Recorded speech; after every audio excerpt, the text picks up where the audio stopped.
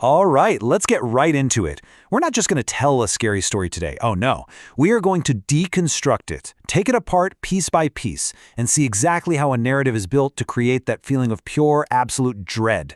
We are going inside the machinery of a nightmare.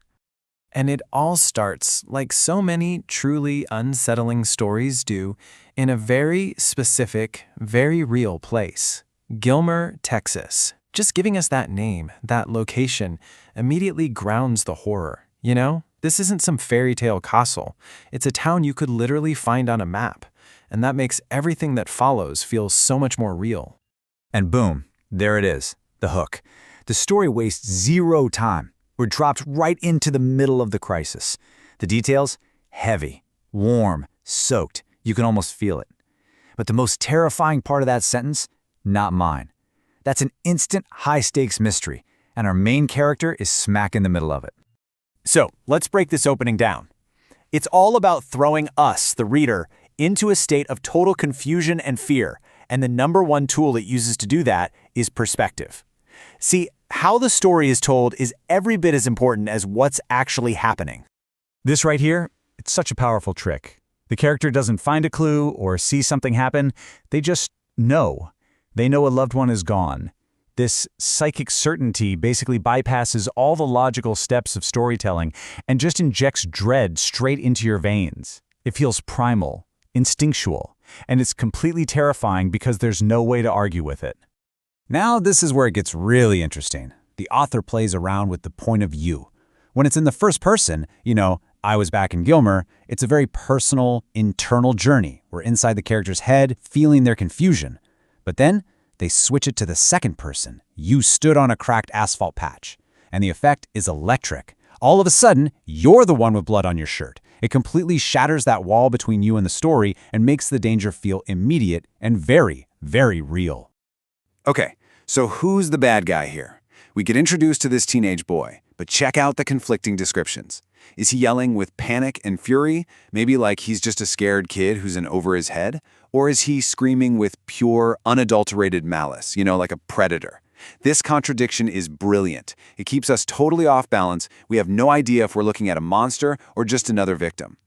So let's move on, because this story escalates, and it escalates fast. Allies show up on the scene. You think, okay, great, some help. But they don't bring answers or comfort. They bring gasoline. They're not here to help. They're here to erase whatever happened. And just listen to the dialogue. It's so clipped, so urgent. There's no explanation. Kimberly, get in now. Brandon and Kimberly, they clearly know something we don't. Their sheer desperation tells you that whatever happened here is so much worse than a simple crime scene. They are on the run. And what happens next really drives that home. This isn't a chaotic, panicked mistake. It's a procedure. 1, Brandon grabs a canister. 2, he douses the building. 3, he tosses a lit object. 4, the building goes up in a fireball. The methodical way he does it is what's so unbelievably chilling. This is a cover-up, and it's being executed with terrifying efficiency. Which brings us to the absolute core question of this whole mystery, right? Why on earth would your friends, the people you're supposed to trust, burn a building to the ground without even asking what happened? This completely isolates our protagonist and tells us, the audience, that this conspiracy is way bigger and way darker than we first thought. And just when our heads are spinning from that fire, the story introduces a whole new, incredibly emotional element. A silent witness, a little girl who saw what happened but can't tell anyone. The imagery here is just designed to hit you right in the gut. Putting a small, innocent child next to such brutal violence is a classic horror move for a reason. Her stillness, her injuries, it's a heartbreaking and shocking sight that raises the stakes from a personal tragedy to something truly monstrous. And then, with one single line of dialogue, all the pieces just slam into place. I mean, this is a masterclass in exposition. In one sentence, we learn the teenager was the shooter, he's connected to our protagonist's lost loved one, the child was collateral damage, and it all happened in the most mundane place imaginable, a park. So the story jumps forward in time. The fire is out, the immediate chaos is over, but the mystery is far from solved. Instead of answers, our protagonist gets a little digital breadcrumb, a message that feels like both an invitation and a trap. And notice the number. It's not far away. It's precisely 200 miles. That specificity is so important. It doesn't feel random, it feels calculated. It turns a vague distance into a very specific destination, a coordinate on a map that leads deeper into this nightmare. And just look at how all these little details work together to create this deep sense of unease. Okay, a formal work transfer letter. That's totally normal.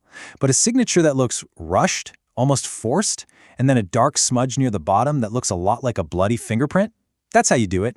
You take something totally mundane and you taint it with something sinister. So what happens next? Our protagonist decides to follow the trail. Of course they do. And this, right here, is the moment the story pivots. It shifts gears from a dark crime thriller into full-blown supernatural horror. The threat is no longer something you can just drive away from. This entire journey is just a masterclass in building dread. First, the GPS glitches out. Connection to the normal world, gone. Then, a figure crosses the road, moving in a way that's just wrong, too stiff. You arrive at this creepy, isolated gas station, and then the final warning comes through on a phone. Don't follow us. Each step is just designed to strip away another layer of safety, another layer of control. And then you get it. 4 of the most simple and effective words in the entire horror genre. The threat isn't waiting for you at the destination. It's already here.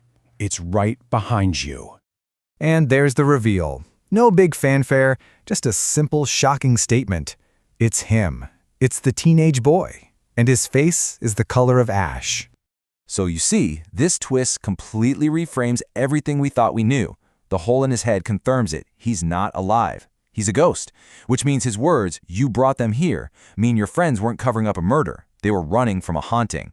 And when more figures appear in the trees, including a child-sized one, you realize this isn't just one ghost. It's a curse, a town full of them.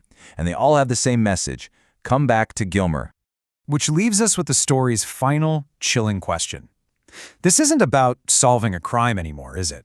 It's about trauma, about guilt, about a kind of horror that latches onto you and just refuses to let go. It suggests that some places and some nightmares can never, ever be left behind.